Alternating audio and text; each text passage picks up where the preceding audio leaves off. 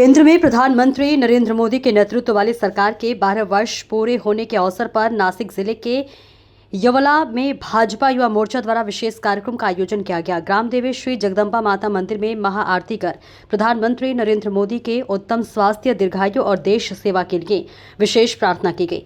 इस अवसर पर भाजपा युवा मोर्चा के जिलाध्यक्ष समीरा समद दड़िया सहित पदाधिकारियों और कार्यकर्ताओं ने विधिवत पूजा अर्चना कर जगदम्बा माता का आशीर्वाद लिया।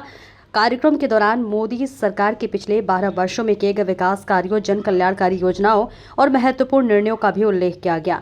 भाजपा कार्यकर्ताओं ने कहा कि प्रधानमंत्री मोदी के नेतृत्व में देश ने विकास और सुशासन के नए आयाम स्थापित किए हैं। कार्यक्रम में बड़ी संख्या में भाजपा पदाधिकारी और कार्यकर्ता मौजूद रहे।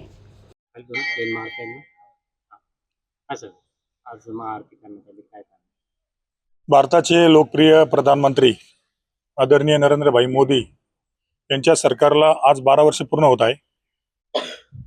त्यानिमित्त आम्ही येवला येथील कोटंगाव जगदंबा मातेच्या मंदिरात मोदी साहेबांना सरकारला दीर्घ आयुष्य लाभो आणि भारताची प्रगती त्यांच्या हाताने घडो। त्यांनी आज महाराष्ट्राला विविध योजनांचे लोक कल्याणकारी फायदे दिले आहेत। त्यासाठी आम्ही आज त्यांच्याबद्दल जगदंबा मातेला साकडे घातले। मोदी साहेबांना दीर्घ आयुष्य देव, सरकारला पण दीर्घ आयुष्य देव, या शुभेच्छा।